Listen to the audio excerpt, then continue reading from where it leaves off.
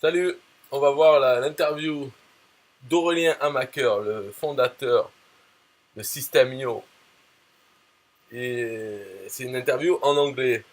Il est interrogé par Sas Adlab sur un podcast, mais en vidéo. Donc je pense que c'est un podcast qui parle que des SaaS. SaaS, c'est les logiciels par abonnement, logiciels en ligne, service. Donc allez, c'est parti pour l'interview.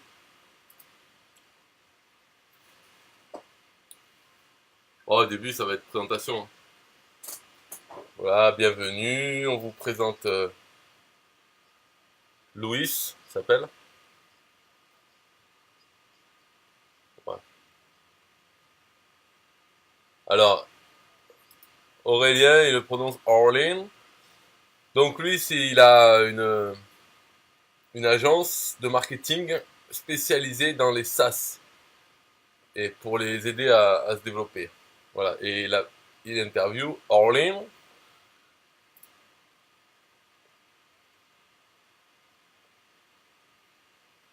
Voilà. Donc là, la question, c'est comment tu nous présentes ton produit et comment tu es arrivé à le créer. Donc, il dit, je suis dans le business depuis 2010. Il faisait des formations sur comment créer un business. Et il avait aussi un business secondaire sur l'anglais, apprendre l'anglais. Et il a beaucoup utilisé de solutions marketing pour vendre ces choses. Donc il n'était pas trop satisfait avec ce qui existait. Donc il a commencé en 2016 à développer une nouvelle solution. Mais ça n'a pas bien marché parce qu'il avait une mauvaise équipe marocain. Donc, par contre, il a trouvé une bonne équipe en 2017 et il a lancé en 2018 System.io. Donc là, la question c'est, tu as dit que dans les solutions qui existaient, ça ne correspondait pas à ce que tu voulais. Et c'était quoi ce que tu voulais en fait? Donc il dit, à l'époque, il fallait installer WordPress, ajouter des plugins, mettre du code personnalisé. Et c'est pas lui, il n'est pas développeur. Et après, il y avait Lead Pages en 2012.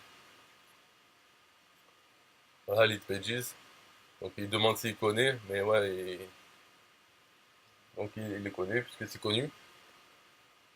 Mais Aurélien n'a jamais aimé le logiciel parce que un dimanche après-midi, il travaillait sur une page de vente et maintenant il le fait plus de travailler le dimanche après-midi sur une page de vente.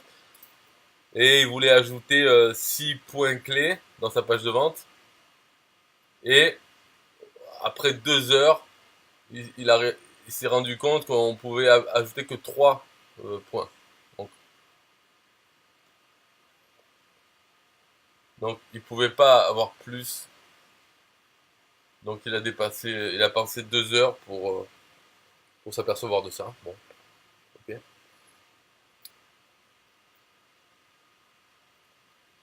Et après, il y a eu ClickFunnels qui est arrivé en 2014. Donc, lui, il a essayé de suite parce qu'il suivait Russell Brunson en ligne. Et au début, sur la page de checkout, tu pouvais rien traduire. Donc, il les a contactés pour demander à traduire. Et ils lui ont répondu, ouais, on le fera plus tard. Donc, c'est toujours un peu la lutte. Ouais, c'est marrant quand il parle de lutte parce que c'est un peu pareil avec système comme maintenant. Si tu veux avoir un truc, exemple, hein, que le lien de désinscription dans les emails désinscrit pas définitivement et immédiatement chaque abonné, si tu veux avoir ça, ben, tu le demandes il y a bientôt, enfin, il y a bientôt un an. Ça fait combien bref, ça fait des mois et des mois et c'est toujours pas là. Donc tu attends aussi pareil. Hein. C'est comme ça. Mais bon, c'est vrai que bah, maintenant qu'il a son produit, lui, il attend pas. S'il veut quelque chose, il peut l'avoir de suite. Mais pour les utilisateurs, c'est un peu la même chose partout. Hein. Tu demandes des trucs, bah, tu peux te gratter quoi. Tu peux attendre longtemps. Donc c'est ce qu'il- donc maintenant, avec son logiciel, il utilise ça dans ses business. Donc là, Louis lui demande ah ouais, ton business pour apprendre aux gens à parler anglais, tu cherchais donc une solution pour faire le marketing de ça. Donc là, Aurélien lui dit qu'en fait, son business principal, c'est faire des formations sur comment faire de l'argent en ligne. Et le business secondaire, c'est apprendre aux gens comment apprendre l'anglais. Parce qu'il avait un peu d'expérience là-dessus. C'est un business secondaire, hein. Ça rapporte toujours de l'argent, mais c'est secondaire. C'est passif, revenu passif. Et lui demande, tu utilises System.io pour ça? Ben ouais. Il dit oui. Donc progressivement, il a passé tous ses business sur System.io. D'abord juste les emails. Euh, Après ils ont migré les pages de paiement. Et puis ensuite il a tout passé dessus, quoi. Enfin le blog, tout ça c'est toujours sur WordPress, hein. Puisqu'il n'y a pas de blog sur System.io. Donc là il dit tout est sur System.io maintenant. Mais en fait, pas le blog. Et lui il demande Donc lui il demande et quelle était la partie la plus difficile lorsque tu as décidé de partir sur ça, sur développer ce projet de System.io. Il dit c'est difficile et les gens ne le réalisent pas. Même si tu penses avoir la solution, ça prend quelque chose de spécial pour exécuter cette idée, pour le faire quoi, pour que ça devienne réalité. Donc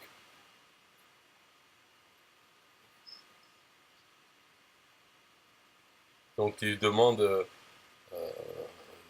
c'est quoi la partie la plus difficile en fait.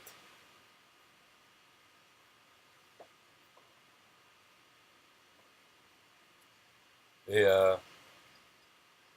donc bien sûr, voilà, il lui dit que en fait lui il avait trouvé qu'il manquait des trucs dans ClickFunnels et que ClickFunnels voulait pas le faire, donc il aurait pu développer juste une solution pour lui-même, pour Aurélien lui-même. Mais pourquoi, qu'est-ce qui a fait qu'il a décidé d'aller vraiment au bout de créer un projet qui puisse être utilisé par tout le monde, enfin un produit, voilà, une vraie société à vendre, et quelle était la partie la plus difficile dans ça? Donc la question,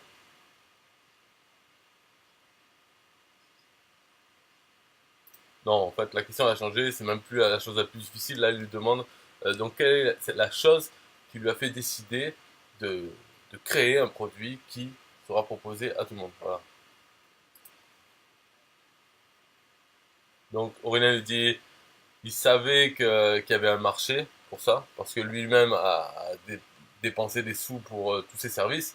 Donc, donc il savait qu'il y avait un marché pour ça, quoi. Et il voyait des sociétés qui ont du succès en faisant ça. Et en plus, il écoutait des podcasts sur les startups, des trucs comme ça.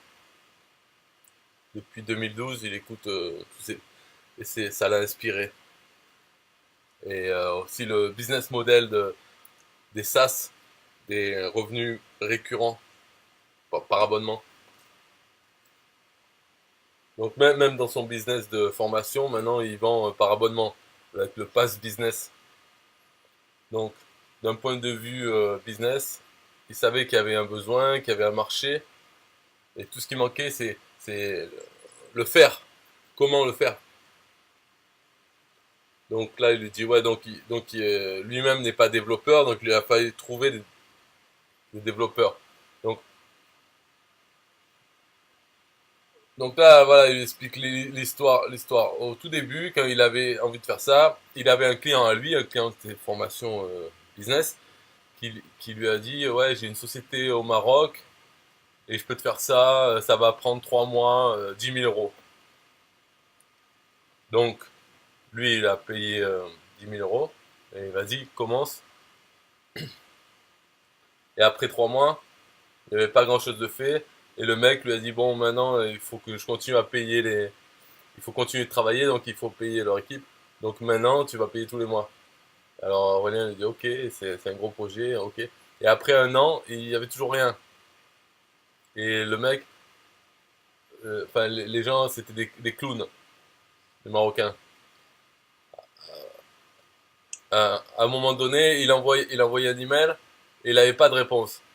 Et alors il lui a dit, putain, on a des clients qui payent 20 par mois. Quand ils nous envoient un email, on leur répond. Et moi, je paye 2000 et je reçois pas de réponse. Donc il y a un problème.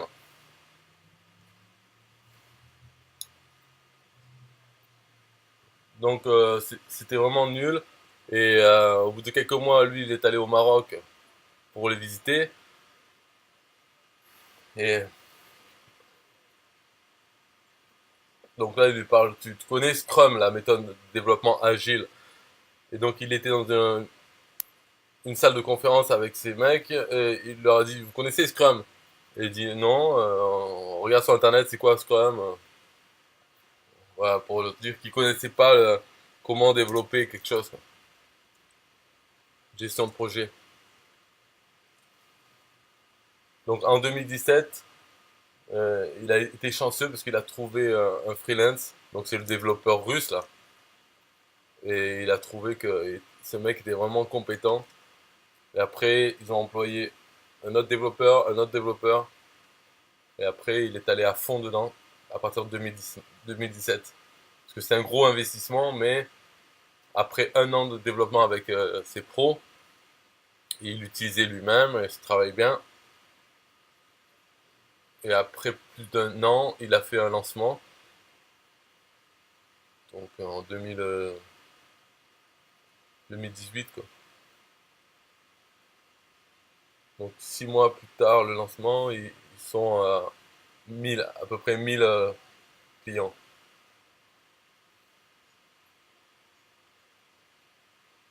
Donc là, il demande, ouais, le premier lancement, tu l'as fait sur ta liste? Donc il dit oui, parce qu'il a fait du marketing par email depuis 2010 ou 2012. Donc il avait une grosse liste, et il a pu faire un lancement comme ça.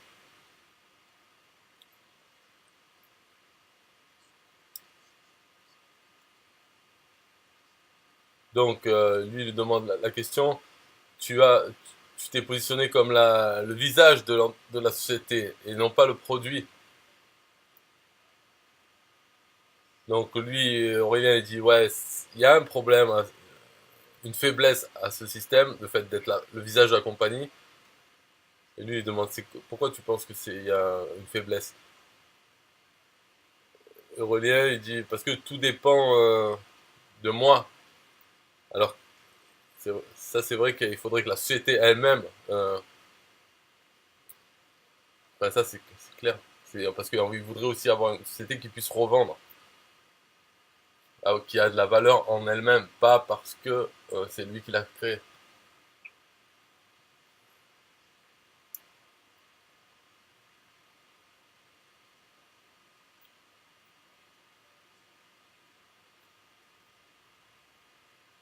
Donc là, il est parti sur autre chose, quoi, expliquant son process, comment il fait d'autres sous, avec du coaching, qui ne fait pas le coaching lui-même, c'est son équipe, et qui fait des promotions sur sa liste, tout ça.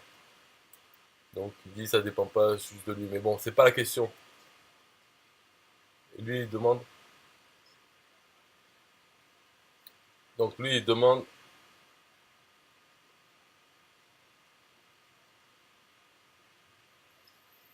ouais, du point de vue du client, euh, Aurélien est le visage du produit. Donc est-ce qu'il pense qu'il y aura une bascule pour que lui, il sorte un peu du fait d'être le boss de la compagnie et plus développer la marque pour que la société euh, devienne une marque par elle-même et non pas associée à Aurélien Macaire. Donc là, Aurélien dit, il pense que c'est déjà le cas. Les gens achètent parce que c'est son produit et non pas parce que ça vient de lui. Ce qui est vrai, hein, il y a plein de gens qui connaissent pas Aurélien Macaire et qui sont dans System.io.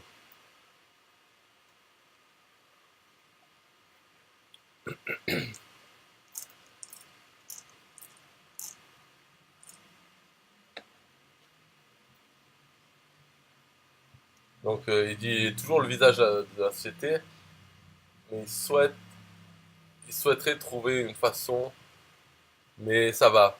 C'est pas un gros problème. Donc là, il dit il a aussi beaucoup d'affiliés qui font la promotion du produit, et c'est pas parce qu'ils aiment Aurélien, c'est parce que le produit se vend.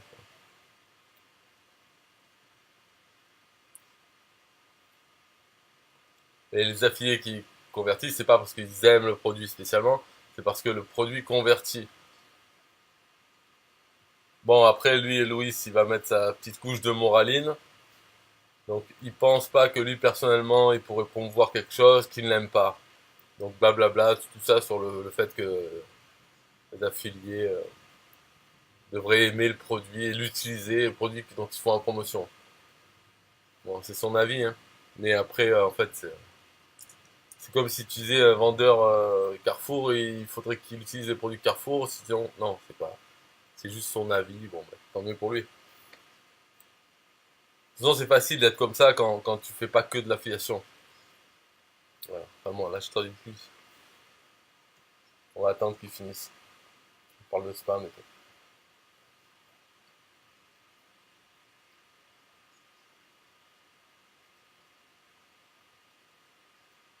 Voilà, ça va bientôt être fini la moraline là. Ok, lui, Aurélien, il dit t'as raison, t'as raison. Ouais, ouais, ouais, ouais, t'as raison. En fait, la vérité, c'est qu'on s'en fout que les affiliés aiment ou pas le produit. Du moment qu'ils envoient des prospects et que ça convertit après, que les clients, les prospects deviennent clients, qu'est-ce qu'on s'en branle de savoir que l'affilié, il aime ou pas le produit qu'il utilise lui-même. Bon, alors. Donc là, il est en train de lui parler d'influenceur marketing. Donc encore plus, le truc ça sert à rien. C'est-à-dire, tu contactes des gens qui ont déjà, enfin des affiliés qui ont déjà une audience et tout, et tu leur payes 10 000 euros pour qu'ils fassent la promotion de. Enfin, tu leur files déjà ton produit gratuit, un abonnement gratuit, et tu leur files 10 000 euros pour qu'ils en parlent dans une vidéo. Voilà. Donc, tu vois l'hypocrisie un peu qu'il y a dedans. Donc là, il répond. Aurélien répond qu'il a employé quelqu'un pour faire ça, pour contacter les influenceurs en anglais. Donc là, il lui dit, ouais, il y a plein de marketeurs qui sont connus, voilà, et qui sont prêts à accepter des sous pour faire la promotion de ton produit en affiliation, donc 10 000 euros plus les commissions. Donc là, il lui demande pourquoi tu ne contactes pas. Là, lui, il dit, bah ouais, c'est ce qu'on est en train de commencer à faire là. On a déjà 1000 clients sur le marché français, et on a traduit tout le site en anglais, et on a nos premiers trois clients, deux américains, un australien en anglais, et on essaye de grossir dans le marché anglais. Donc il a employé un, un mec qui fait les ventes, un allemand, et il essaye de contacter des influenceurs pour que ces influenceurs connaissent le produit. Donc ça fait que 2 semaines, donc pour l'instant il se passe rien, c'est trop tôt.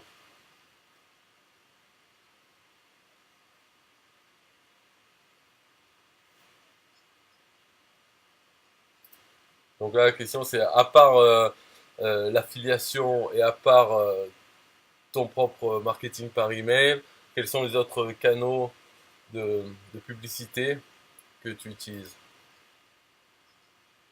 pour promouvoir System.io.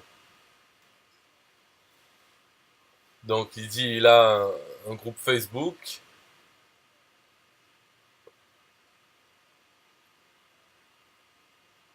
Donc, donc là, Aurélien il dit il a un groupe Facebook en français. Et il a oublié de mentionner qu'ils ont un super produit, donc il pense que le produit va se vendre tout seul.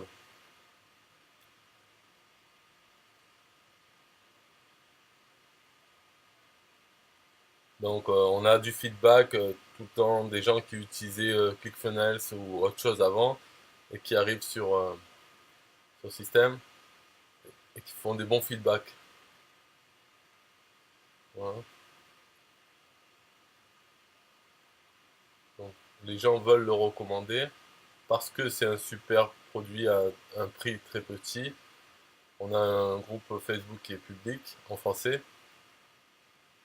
et il publie du contenu dessus.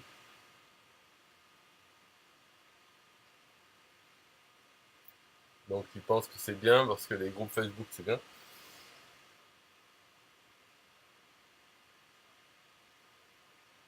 Tout est public, on n'a rien à cacher, on peut venir. Les gens peuvent venir voir les feedbacks des utilisateurs. Ils peuvent utiliser le produit gratuitement. Ils n'ont pas besoin d'entrer leur carte de crédit. Donc on est très ouvert, très transparent. Et c'est aussi un moyen d'avoir des nouveaux clients. Donc il n'a pas parlé du fait qu'il a fait de la pub Facebook, parce que c'était ça la question, c'est quel autre canal de distribution de publicité tu utilises. Donc il dit il a un groupe en français. Bon. En fait ils le font en anglais. Donc lui il dit ouais s'il faut avoir des feedbacks des clients, ouais, très important.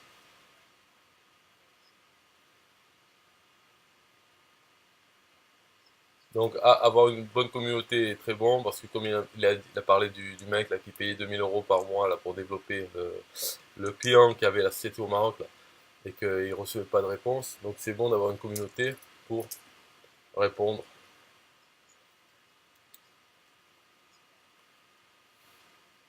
Et là il dit les groupes Facebook, si vous n'avez pas de groupe Facebook pour l'instant, je vous recommande fortement d'utiliser, de créer un groupe Facebook et de l'utiliser.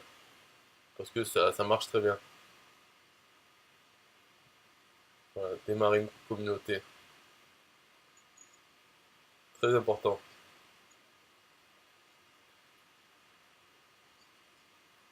Donc là, il lui dit que il est allé au lycée, qu'il a fait 4 ans de français et qu'il aimerait bien parler français. Donc voilà, il parle du fait il a oublié tout son français.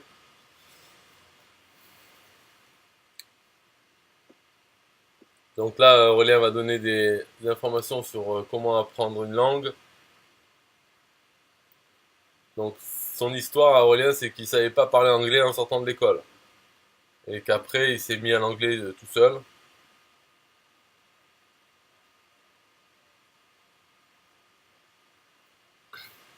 Donc sa femme est colombienne et il parle espagnol.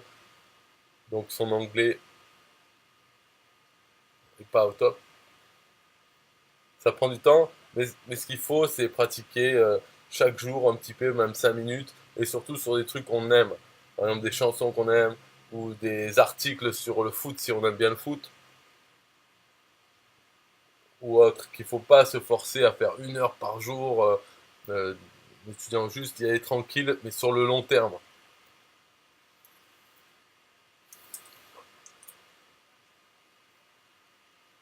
Voilà, regarder des films, des trucs comme ça.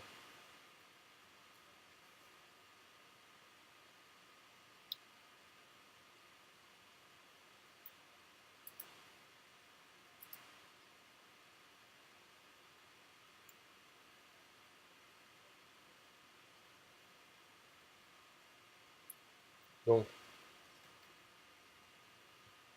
donc là, il revient sur comment promouvoir système en anglais. Il lui manque du contenu, en fait. Voilà. Ben, c'est vrai que pour l'instant, il n'y a rien en anglais. Il a un groupe Facebook en anglais, mais voilà, pour l'instant, c'est comme ça. Donc là, il lui demande est-ce qu'il connaît Funalytics. Donc lui, il dit ouais, c'est super. Donc Aurélien, il observe comment ils font. Donc publicité Facebook, le groupe Facebook avec 12 000 personnes et en produisant du contenu.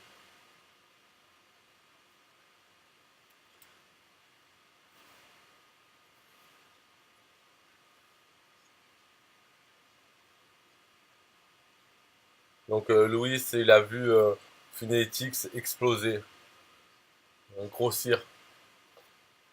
Donc tout ce qu'il y a à faire, en fait, c'est juste à se mettre, faire une vidéo et montrer euh, comment créer un truc avec le produit, du début à la fin. Voilà. juste faire en fournissant de la valeur aux gens, en montrant une vidéo du début à la fin de ce qu'on peut faire, ben, avec ce contenu, hop, ils vont aller essayer Système Mario. Donc il faut qu'Aurélien fasse plus de vidéos en anglais, longues, pour montrer du début à la fin beaucoup de contenu comme il fait en français, mais en anglais. Voilà, le double en fait. Ou employer quelqu'un pour le faire, quoi. Ce qu'il faut, c'est du contenu. Donc, que ça soit lui ou quelqu'un d'autre, c'est pas important. Il faut du contenu qui montre utiliser le produit, faire des trucs avec. Et montrer la vidéo de ça, de qu'est-ce qu'on fait avec. Après, peu importe le produit, ce sont, vu qu'on montre comment faire le truc avec tel produit, après les gens d'eux-mêmes vont aller prendre le même produit.